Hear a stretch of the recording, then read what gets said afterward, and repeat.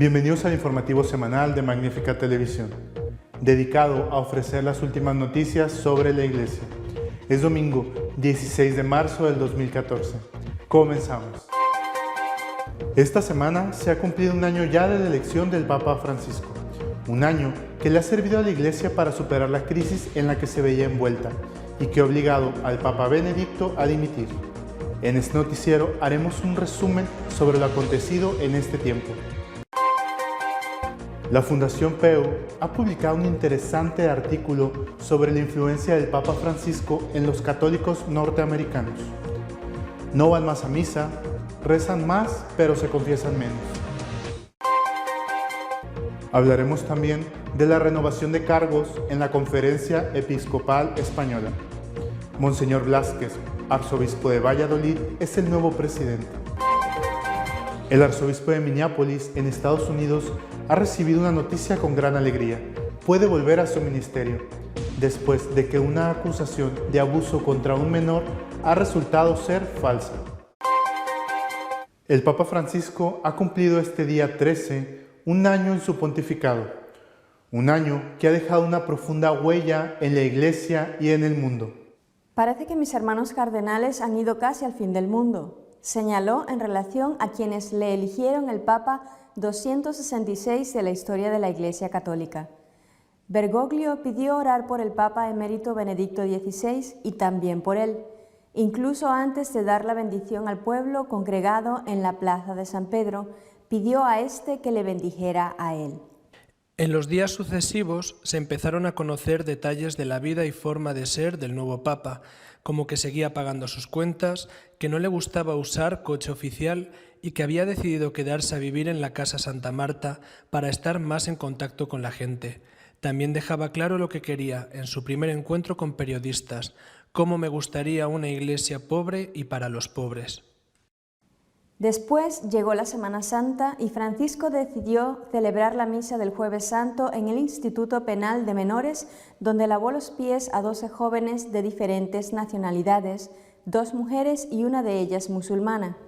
El 22 de junio suscitó polémica al no participar en el concierto del Año de la Fe promovido por el Pontificio Consejo para la Evangelización, dejando su silla vacía.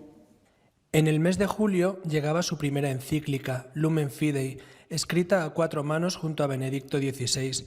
Ese mismo día, el 5 de julio, firmó el decreto de canonización de Juan Pablo II y ordenó también el de Juan XXIII, que subirán a los altares el próximo 27 de abril de 2014.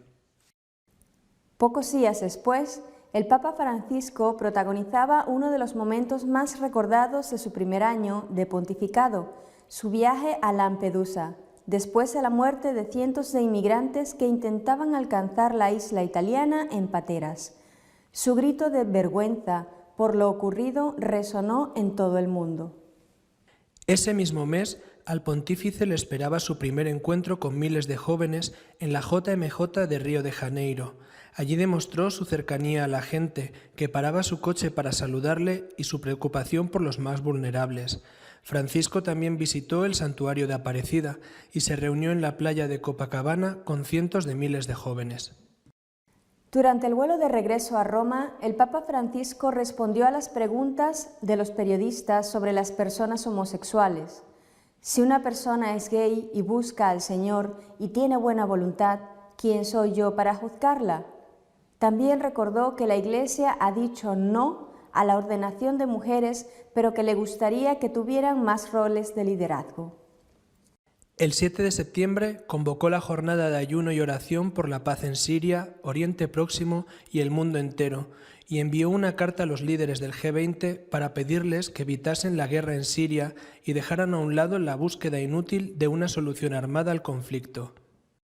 El 11 de septiembre salía publicada una entrevista hecha por el periodista Scalfari al Papa en el diario italiano La Repubblica, en la que aseguraba que Dios perdona a quien obedece a su propia conciencia y que la cuestión para quien no cree en Dios es obedecer a su propia conciencia. Estas frases, sin embargo, no eran literales del Papa, como se supo más tarde. No obstante, la primera entrevista oficial que concedió el Papa Francisco salió a la luz el 19 de septiembre.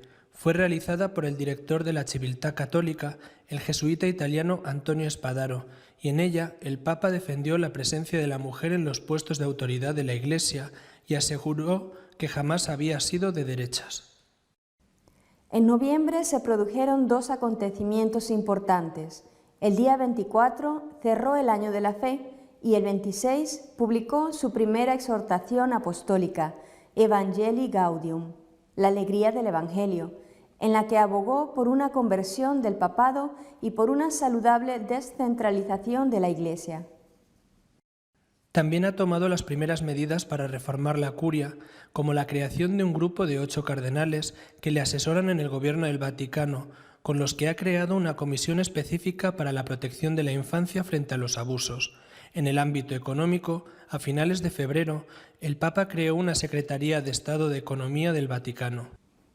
Igualmente ha hecho sus primeros nombramientos. El primero, el de Pietro Parolin como secretario de Estado del Vaticano, después de cesar en el cargo Tarcisio Bertone.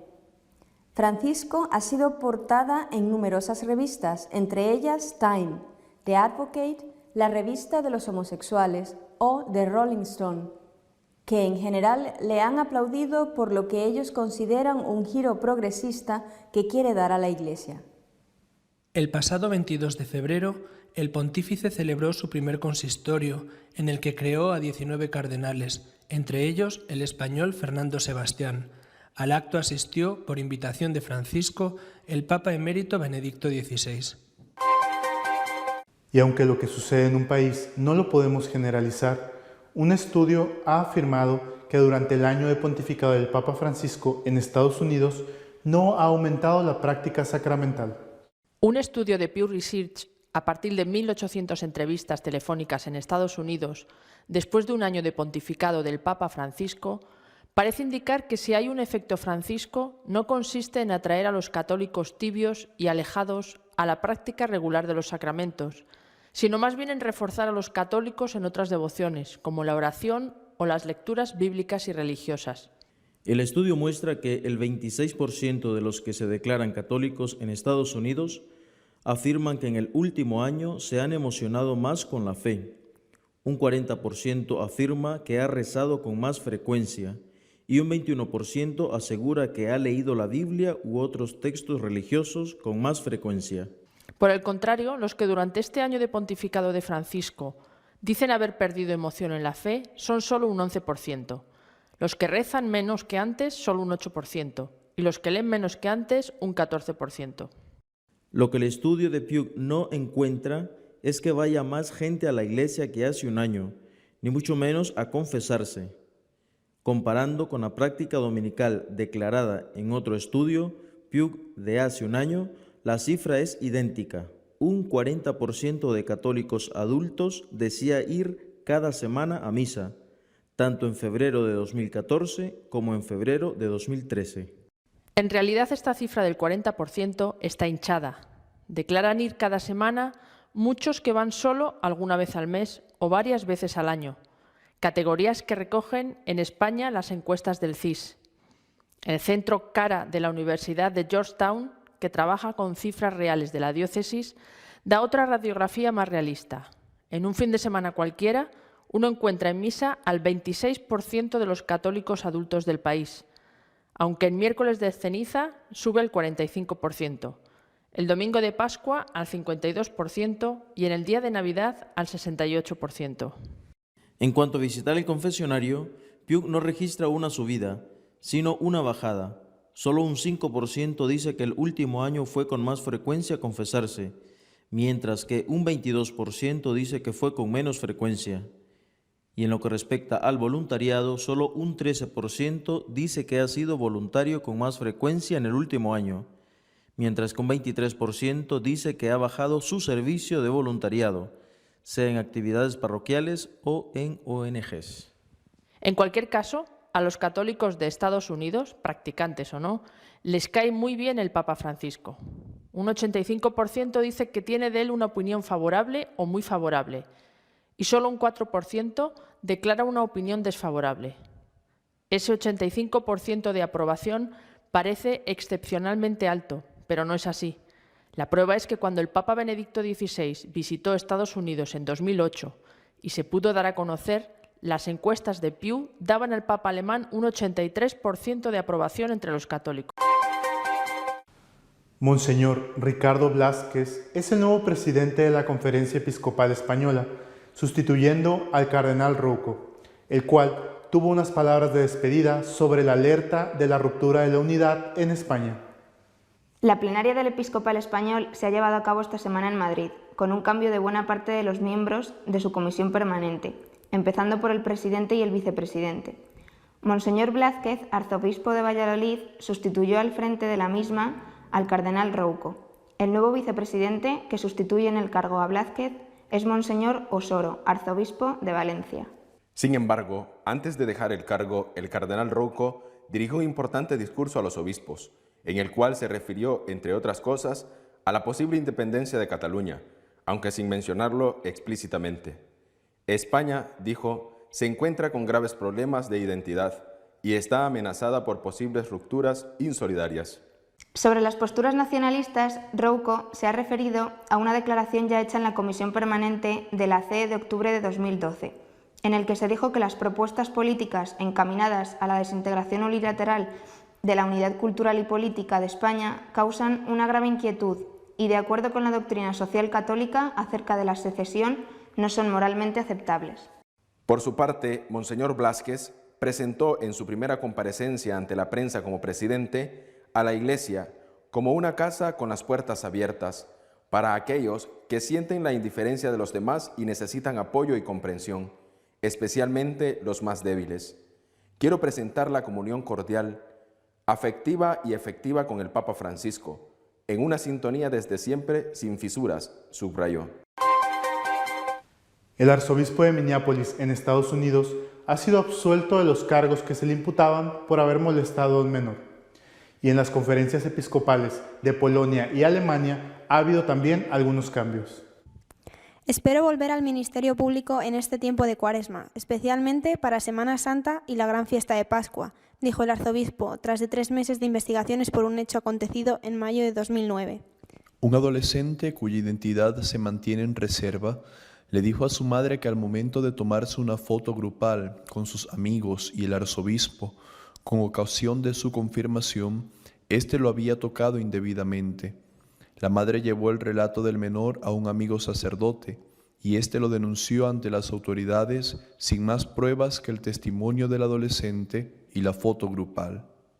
La noche de Navidad las autoridades interrogaron al arzobispo, quien negó las acusaciones y negó recordar al adolescente que lo acusaba. En la fotografía que analizó la policía se ve al arzobispo en un escalón superior al que se encuentra el muchacho acusador. En la fotografía hay otros 11 jóvenes, un sacerdote y un diácono. El martes 10 de marzo, el director de la División Penal del Condado de Ramsey, Richard Dusterhoff, explicó que no se presentarán cargos porque es improbable que el arzobispo haya tomado un momento para tocar sexualmente a un muchacho al azar, frente a otro miembro del clero, un diácono, o frente a los numerosos familiares de los confirmandos que en esos momentos documentaban esos instantes con fotografías. Por otro lado, las conferencias episcopales de Polonia y de Alemania han cambiado sus respectivos presidentes. En Polonia ha sido elegido Monseñor Stanislaw Gadecki. En Alemania, el nuevo presidente es el cardenal Reinhard Marx, arzobispo de Múnich y uno de los miembros del Consejo de 8 cardenales que asesoran al Papa. El cardenal Marx se ha manifestado en repetidas ocasiones a favor de la comunión de los divorciados vueltos a casar. Nuestro comentario editorial de esta semana está dedicado a valorar el primer año de pontificado del Papa Francisco.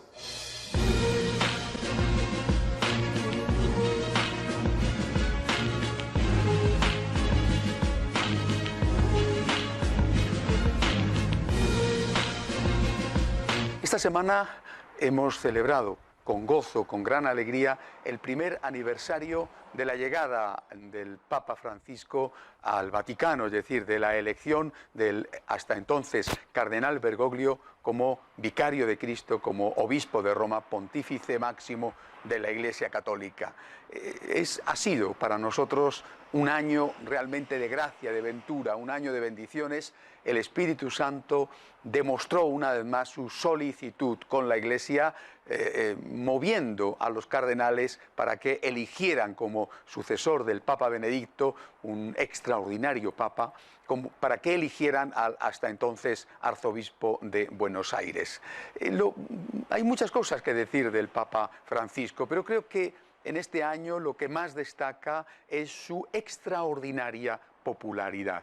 Ha logrado, por su sencillez, por sus gestos de humildad, por su cercanía a la gente, ha logrado, como se dice vulgarmente, por lo menos en España, meterse el mundo en el bolsillo. Es decir, una persona querida, una persona admirada, una persona que ha cogido la Iglesia en una situación de convulsión.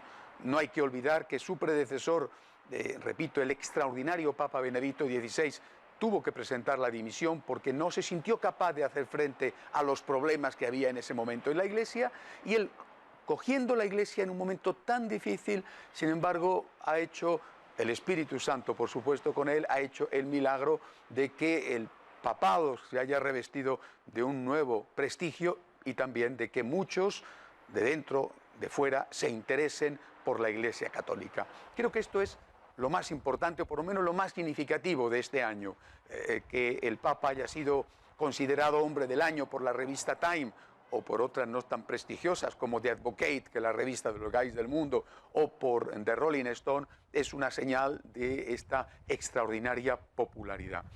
Hay que destacar en este año también la publicación de una encíclica, su primera encíclica, escrita, como él dijo, a cuatro manos con Benedicto XVI, porque había sido el Papa anterior el que la había prácticamente elaborado, la Lumen Fidei, y después también una exhortación apostólica postsinodal, la Evangelii Gaudium, que recoge de alguna manera, más que la encíclica, cuál es su proyecto para dirigir la Iglesia en este momento presente. El Papa se ha rodeado de un equipo especial de consultores, la curia entera es su equipo de consultores y el colegio de los cardenales también, pero ha querido elegir a 8 cardenales representativos de todas las áreas geográficas para que le asesoren en el gobierno de la Iglesia y de una manera muy especial en la reforma de la curia, que era una tarea que todo el mundo vio como imprescindible después de lo que había sucedido y que se puso de manifiesto en aquel escándalo que se llamó el Batilix. Este consejo de 8 cardenales está asesorando al Santo Padre sobre muchas cosas, sobre la reforma de la curia y también sobre el tema del sínodo sobre la familia. Creo que este es, junto a los 2 documentos que ya he citado, el gran hecho que ha llevado a cabo el Papa Francisco. Convocar a la Iglesia, y no solamente a los obispos, sino al conjunto de la Iglesia, para que se reflexione sobre el trabajo pastoral con la familia en el mundo, no sobre los dogmas que hacen referencia a la familia, por ejemplo, matrimonio formado por la unión de un hombre y una mujer, es decir, las enseñanzas de la Iglesia, sino sobre cómo tratar pastoralmente las nuevas realidades que van apareciendo debido precisamente a la evolución que hay en el concepto de familia. Es quizá este el punto más difícil, mal discutido de este año de pontificado. Si hubiera que buscar una sombra entre tantas luces, esta sería la única que crea un cierto conflicto, una cierta inquietud entre no pocos católicos. El cardenal Casper ha dicho o ha insinuado que habría que dar la comunión a los divorciados vueltos a casar sin haber conseguido previamente la nulidad matrimonial. Otros, como el cardenal Miller, prefecto de Doctrina de la Fe, han dicho que eso iría en contra de las enseñanzas del Evangelio, de las palabras expresas de Jesucristo. Pero el Papa parece que ha repetido el Santo Padre una y otra vez que él va a ser fiel, como no podía ser de otra manera, a la doctrina de la Iglesia. Quizá este punto es el único que ha creado en algunos católicos una cierta confusión y que probablemente con el paso del tiempo, cuando en octubre se convoque la primera parte de este sínodo, que será seguida de una segunda parte dentro de 2 años, esto se lleve más a la luz y podamos terminar con una cierta confusión que hay en este momento. Un año, por lo tanto, extraordinario, un año para felicitar al Santo Padre, para felicitar al Espíritu Santo que lo puso al frente de la Iglesia, para felicitarnos a nosotros mismos que tenemos un pastor que huele a oveja, un pastor que sabe estar con el pueblo y que quiere llevarnos a todos a la misión de la periferia, a acercarnos a los alejados para que vuelvan al seno de la Iglesia e incluso para que vengan aquellos que no pertenecen a la Iglesia. Hasta la semana que viene, si Dios quiere. Si desean estar al día en lo que va aconteciendo en nuestra Iglesia, pueden hacerlo desde nuestra página web de Noticias y Apologética, católicosonline.org. Hasta la semana que viene, si Dios quiere.